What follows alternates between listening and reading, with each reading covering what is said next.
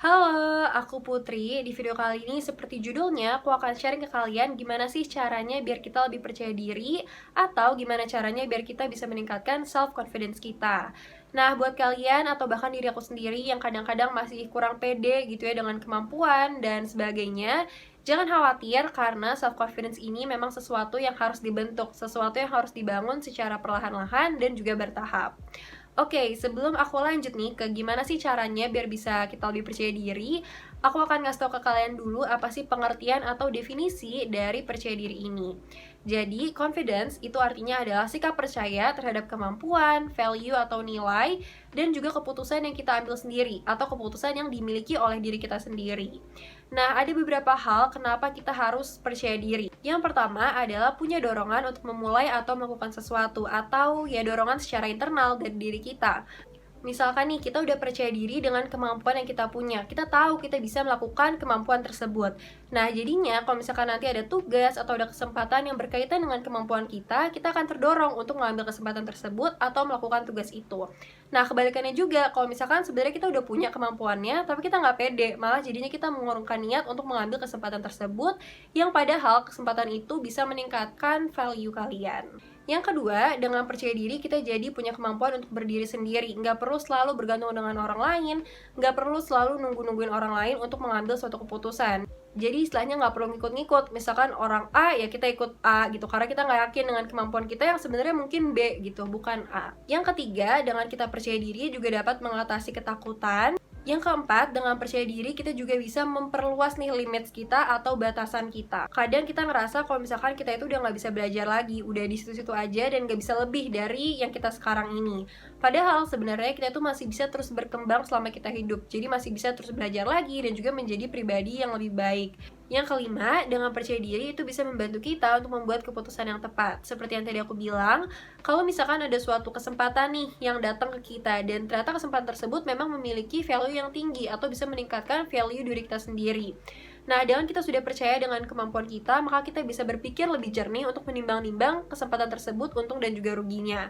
Nah, karena kita udah percaya dengan kemampuan kita dan juga melihat untungnya itu cukup besar, maka kita bisa mengambil keputusan tersebut dengan pede gitu ya.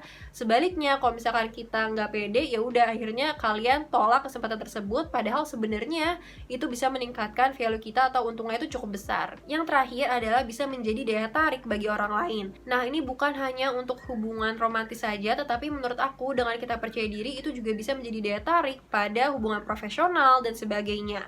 Karena dengan begitu orang melihat kita sebagai seseorang yang yakin dan juga bisa dipercaya. Karena kita aja udah percaya gitu dengan omongan dan juga kemampuan dari kita sendiri. Nah, di sini aku pengen ngasih tahu ke kalian suatu kurva yang sangat menarik dan mungkin sering juga kita rasakan dalam kehidupan sehari-hari, yaitu namanya adalah Dunning-Kruger Effect. Jadi intinya kurva ini tuh menunjukkan ketika kita baru mempelajari tentang suatu hal, itu biasanya kepercayaan diri kita tuh sangat tinggi atau sangat meningkat karena kita merasa kita udah tahu semuanya. Nah, bagi yang berhenti belajar di sini, maka ya dia akan tetap pada mentalnya yang merasa sudah tahu semua hal, percaya dirinya sangat tinggi padahal pengetahuannya masih sangat rendah.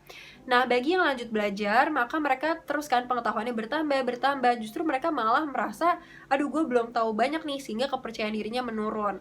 Nah, banyak juga yang berhenti di sini karena mereka merasa percuma gitu ya, mereka udah belajar banyak tapi kok nggak naik-naik nih pengetahuan gue dan sebagainya, jadi percaya dirinya terus menurun. Nah, tapi ada juga beberapa orang yang dengan niat yang kuat dan sebagainya, dia terus-terusan belajar sampai di titik dimana dia merasa pengetahuannya juga sudah cukup baik dan kepercayaan dirinya pun meningkat gitu seiring dengan pengetahuan yang semakin bertambah.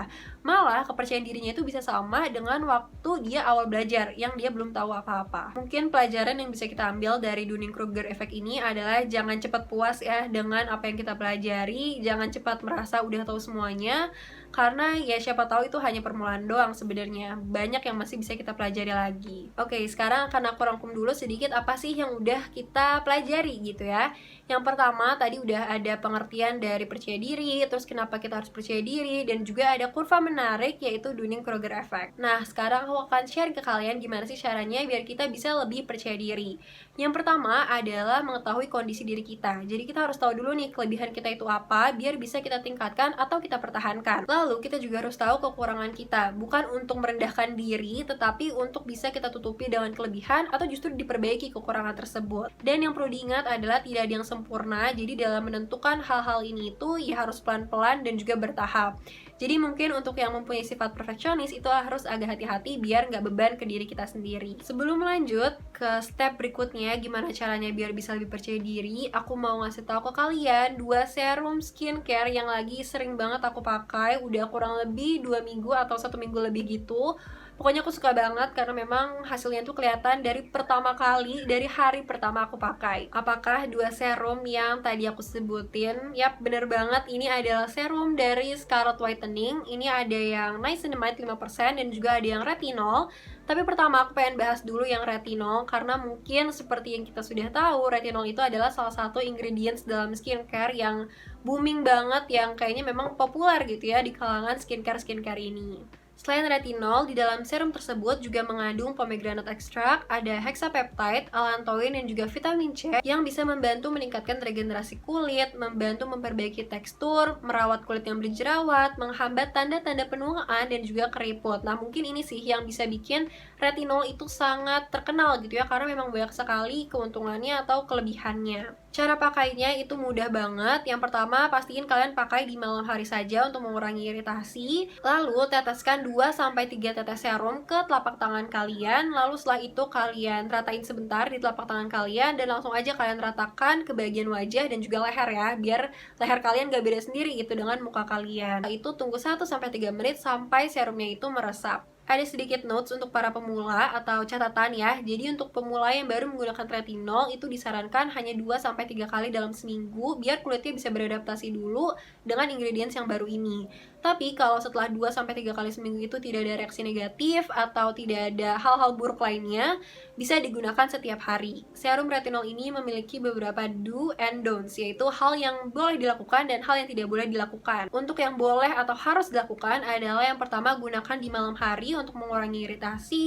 Terus juga wajib pakai sunscreen di pagi harinya, itu jangan lupa ya. Yang ketiga, pakai moisturizer setelah kalian pakai retinol dengan catatan retinolnya sudah diberikan waktu untuk menyerap terlebih dahulu. Dan yang terakhir adalah meletakkan retinol di urutan terakhir ketika kalian ingin layering skincare. Misalkan nih niacinamide dulu, glow toning serum dulu, atau brightening serum dulu, baru setelah itu pakai retinol. Untuk don'ts-nya atau hal yang tidak boleh dilakukan adalah untuk ibu hamil dan ibu menyusui itu tidak bisa menggunakan retinol. Yang kedua adalah menggunakan retinol bersamaan dengan acne serum lainnya yang mengandung salicylic acid dan juga mencampurkan retinol dengan bahan-bahan lain gitu ya, bukan di layering, itu berbeda dan tidak boleh.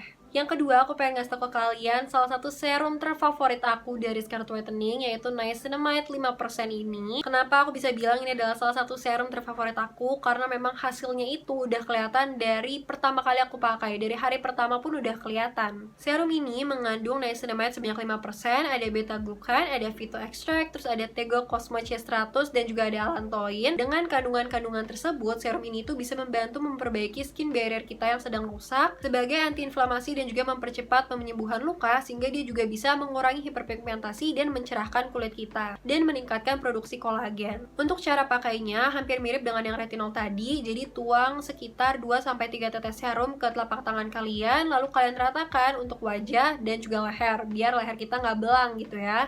Dan kalian tunggu 1-2 menit untuk serumnya itu meresap. Berbeda dengan retinol, niacinamide ini aman untuk digunakan pagi dan juga malam. Dan ada sedikit aturan kalau kalian ingin layering niacinamide dengan serum-serum lain, misalkan retinol. Jadi itu baiknya adalah diberikan jeda dulu agar tidak terjadi iritasi. Step pertama, pakai niacinamide, tunggu sampai menyerap sekitar 1-2 menit, baru kalian pakai retinol. Kedua serum ini cocok dan juga aman untuk semua skin types, tetapi mungkin yang memiliki kulit sensitif harus lebih berhati-hati dengan yang retinol. Dan retinol ini bisa mulai digunakan dari umur 20 tahun, sementara untuk yang niacinamide itu sudah aman digunakan dari umur 13 tahun. Semua produk dari Scarlet Whitening tentunya itu sudah halal dan juga BPOM, jadi aman. Dan saat ini bahkan sudah rilis di Paris dan tentunya sudah ada di semua e-commerce yang ada di Indonesia. Buat kalian yang mau beli, langsung aja cek description box aku. Sekarang kita lanjut lagi ke videonya. Nah, tadi udah sedikit ya aku kasih tahu apa sih skincare yang lagi aku pakai. Sekarang kita lanjut lagi ke videonya. Yang kedua adalah temukan dukungan atau biasa disebutnya adalah support system ya. Jadi di sini tuh berfungsi untuk mengetahui sudut pandang orang lain, karena biasanya kita nggak bisa melihat nih kelebihan diri kita yang sebenarnya orang itu lihat. Jadi mungkin bisa membantu juga agar percaya diri kita itu lebih meningkat. Yang ketiga adalah tujuan yang jelas. Jadi di sini kita harus tahu nih apa sih yang sebenarnya ingin kita capai. Kalian harus tentuin dulu tujuan terdekat kalian atau tujuan jangka panjang kalian. Terus kalian list nih apa sih yang harus kalian lakukan untuk mencapai tujuan tersebut. Misalkan nih ada orang pengen masuk PTN, ya dia harus ngelis apa aja yang harus dilakukan. Misalkan latihan soal, try out, ikut bimbel dan sebagainya. Nah, kalau sudah di list, udah kalian rencanakan, udah niat, jangan lupa untuk direalisasikan atau jangan lupa untuk dilaksanakan. Karena ya list tersebut nggak bakalan bergerak sendiri, tetap harus kalian lakukan. Yang keempat adalah akui pencapaian kalian. Di sini bukan untuk sombong, bukan untuk pamer ke orang-orang, tetapi untuk menghargai diri kalian sendiri gitu ya. Jadi lihat aja apa sih pencapaian-pencapaian kalian. Nggak perlu yang terlalu besar, nggak perlu yang gede-gede banget sampai semua orang tahu. Yang kecil-kecil aja, misalkan kalian udah bisa ngerjain 10 soal tanpa ngeliat kunci jawaban dan sebagainya. Dengan cara itu bisa meningkatkan kepercayaan diri kita, karena kita jadi sadar bahwa memang sebenarnya dengan kemampuan kita itu ya kita bisa melakukan hal-hal tersebut. Yang selanjutnya adalah istirahat, refreshing. Tentu saja ini harus dilakukan karena kalau misalkan terlalu capek juga, pikiran kadang-kadang jadi nggak jernih ya, jadi cenderung untuk merendahkan diri sendiri. Yang selanjutnya adalah tunjukkan sikap-sikap percaya diri. Walaupun mungkin sebenarnya kalian belum terlalu percaya diri, tapi nggak apa-apa, fake it till you make it. Pura-pura aja sampai nanti kalian bakalan terbiasa sendiri. Jadi misalkan kalian coba bicara secara jelas dan juga perlahan, dilatih aja. Terus juga tunjukkan body gesture yang yakin dan juga berani. Terus yang terakhir, gimana caranya biar bisa lebih percaya diri adalah take a risk atau coba aja ambil resiko. Misalkan kalian nih sebenarnya pengen banget bisa public speaking, kalian tapi nggak yakin, nggak tahu kalian tuh bisa atau nggak percaya diri dan sebagainya.